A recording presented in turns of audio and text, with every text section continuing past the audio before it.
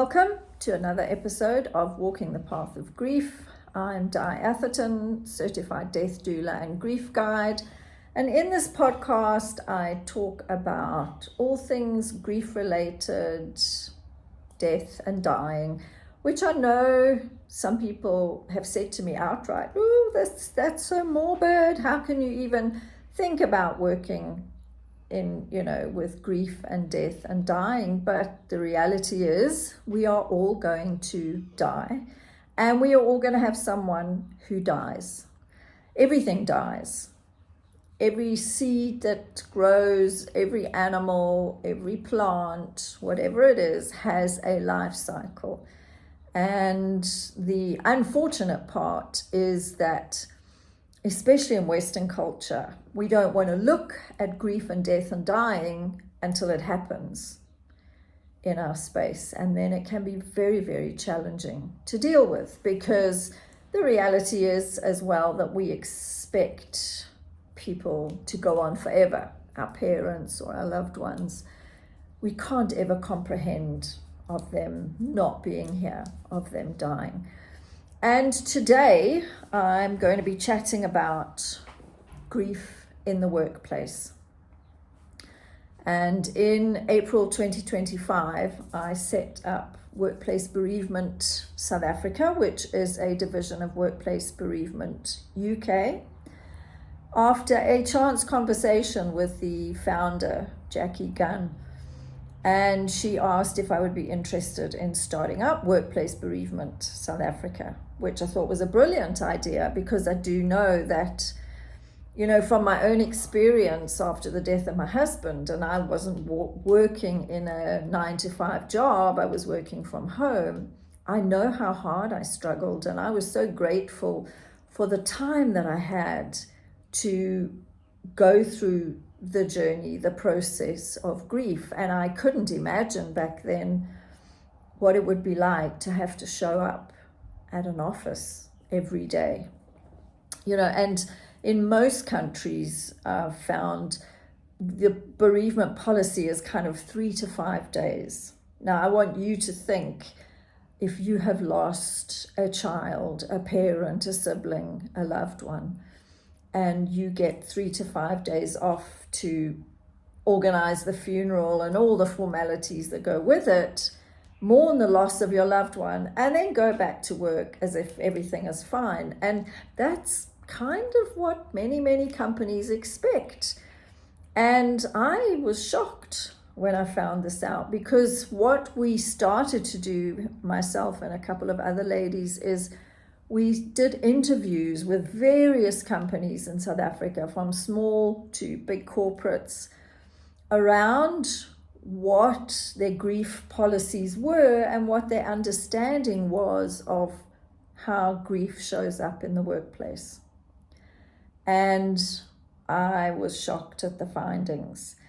Most of them just have what is legislated. Some do offer transport costs, especially for employees who are far from home and need to get back to wherever they live, wherever their families are.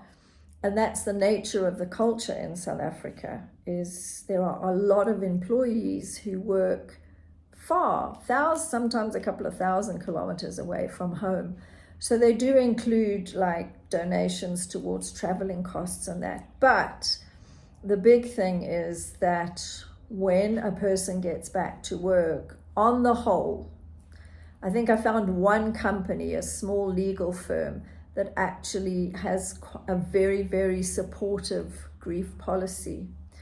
The rest, it's really, the employee must just get on with it. In fact, people have said, grief doesn't belong in the workplace. It belongs at home.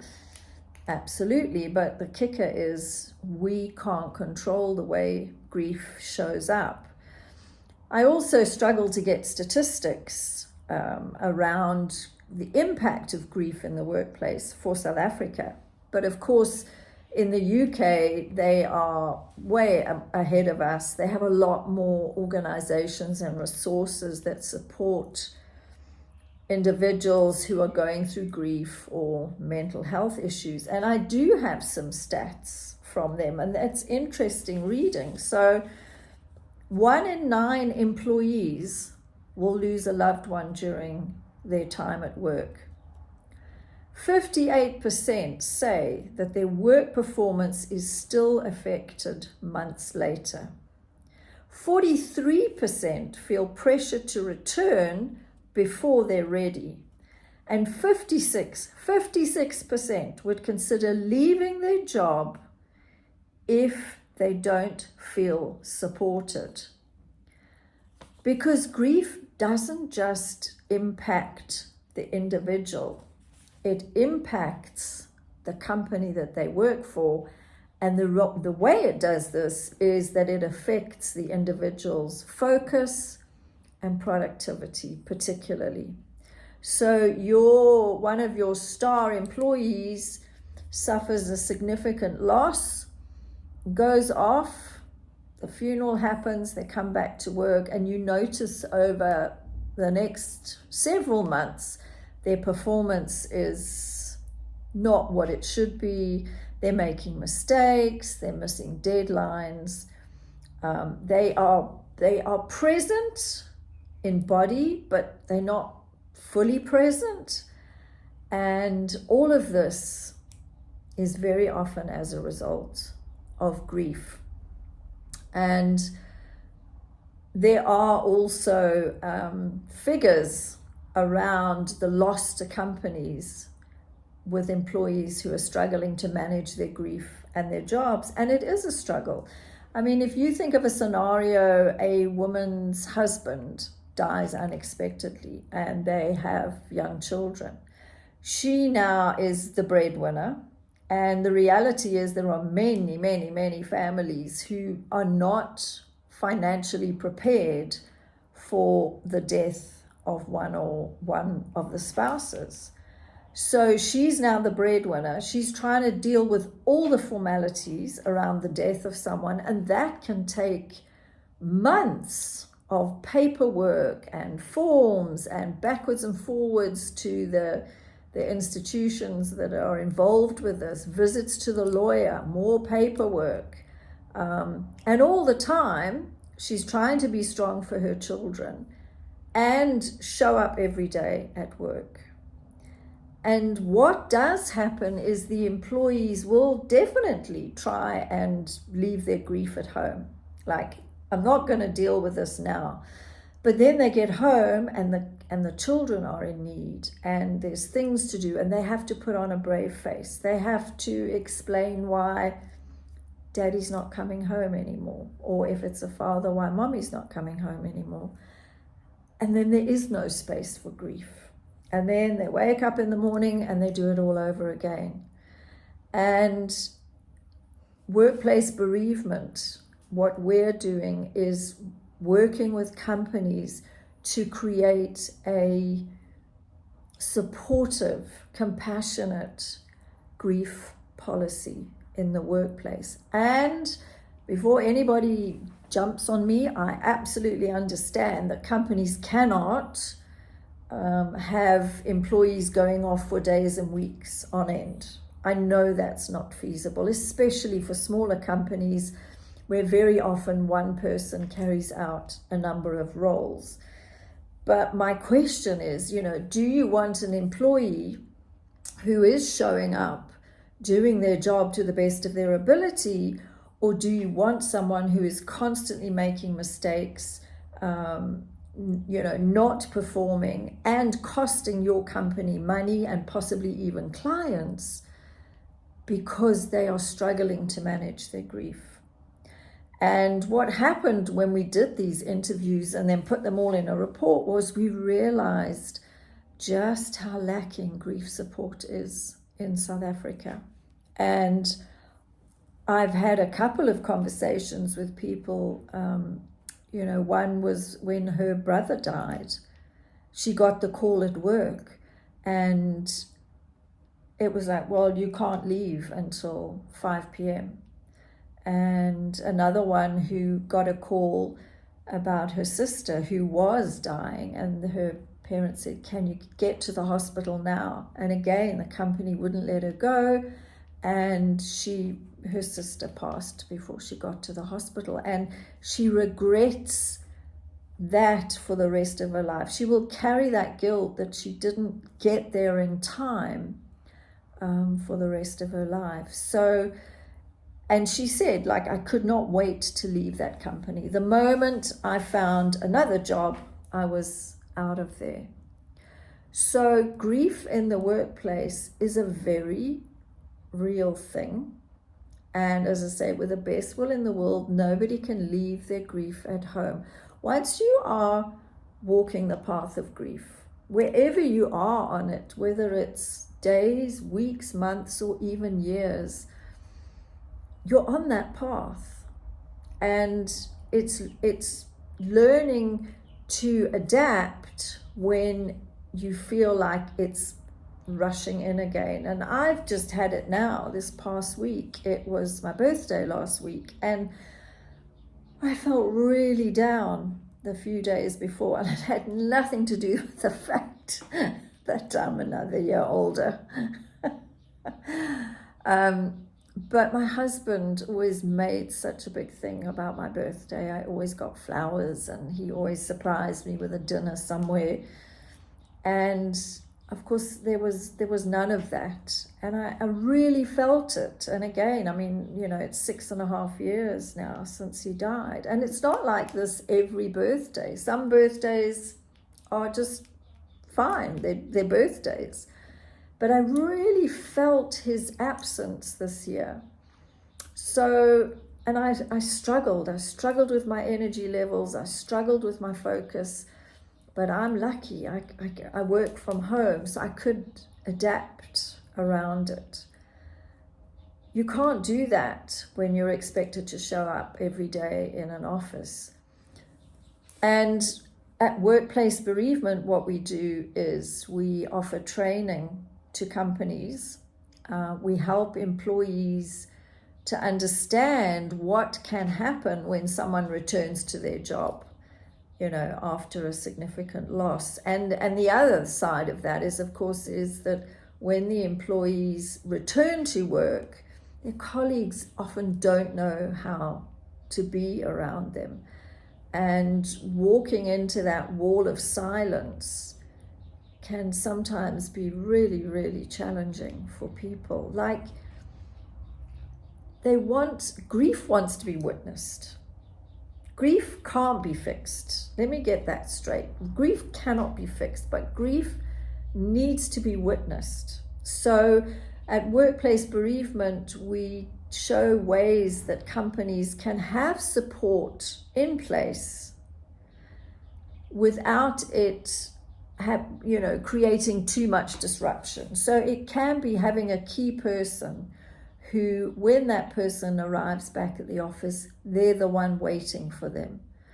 Maybe taking them into, an office, closing the door. How are you? How are you feeling about coming back? Let me know. If you feel like you're struggling and you need just 10 minutes of quiet time somewhere private, let me know. I'm the one that you come to when you feel like you're struggling. And that just makes the person feel seen.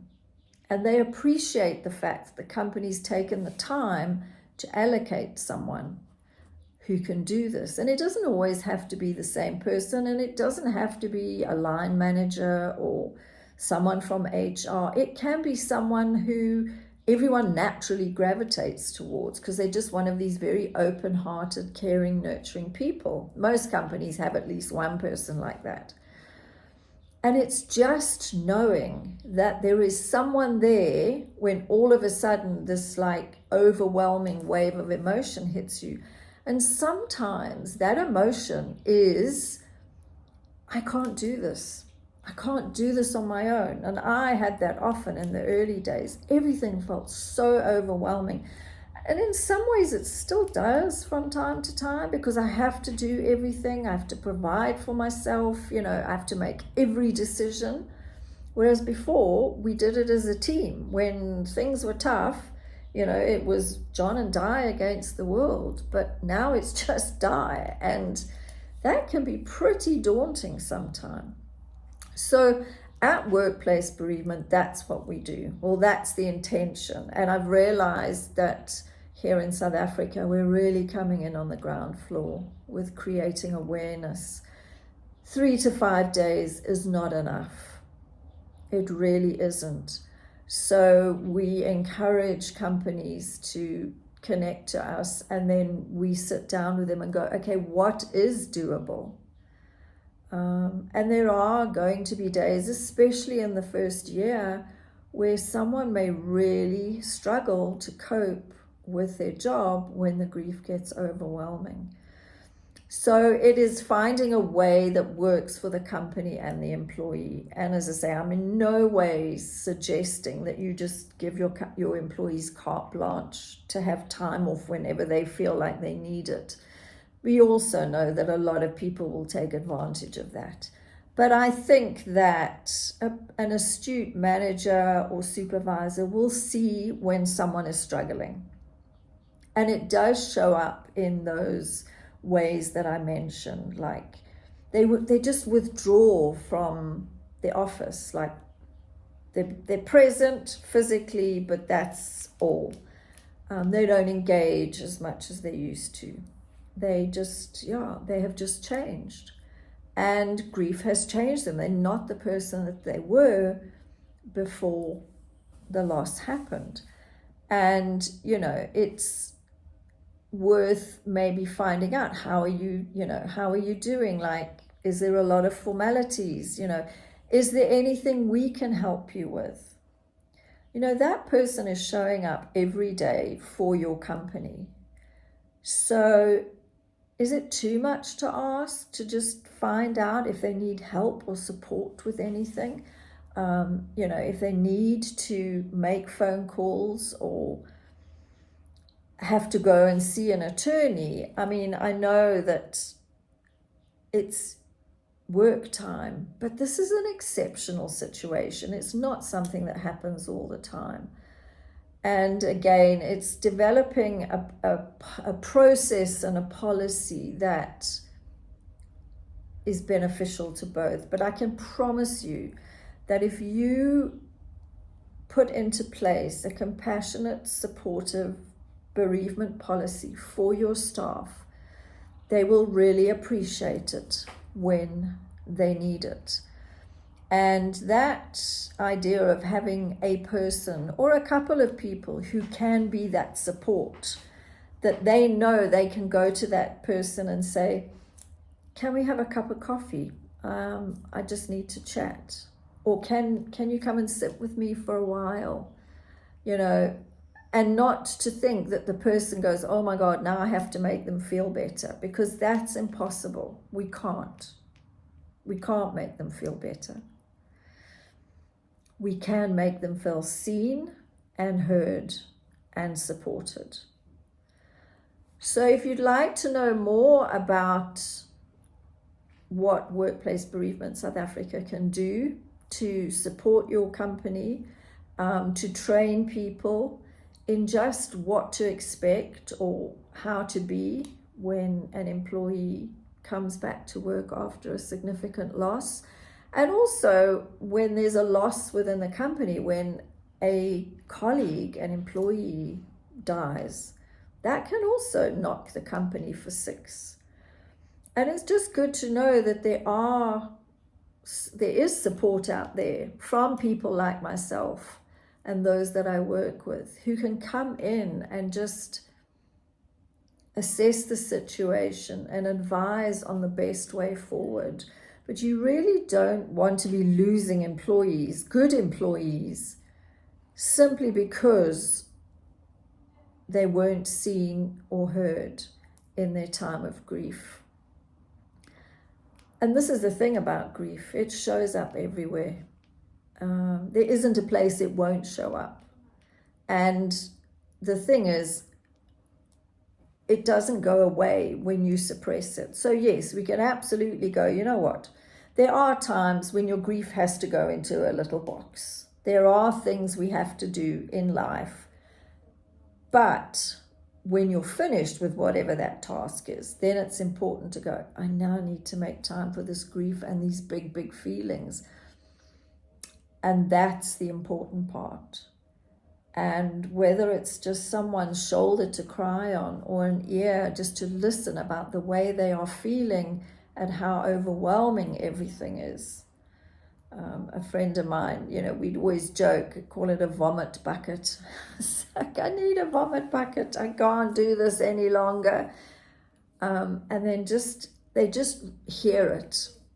It's never with the intention to make you feel better, but somehow just being witnessed and speaking about things does bring a sense of lightness. It brings in a sense of ease, because we're all going to go through this. It's a part of life. And the sooner we do make the space for it, particularly in the workplace, the easier it becomes to manage. So I will pop the link. Workplace Bereavement South Africa is on LinkedIn and is on Facebook. I'm also running on the 7th of March at 2 p.m. South African time. I'm running an online grief gently held circle. And I will also pop the details in the comments. But please reach out if you'd like to know more about my grief work, or if you're interested in having me come to chat to your company. And as always, take care.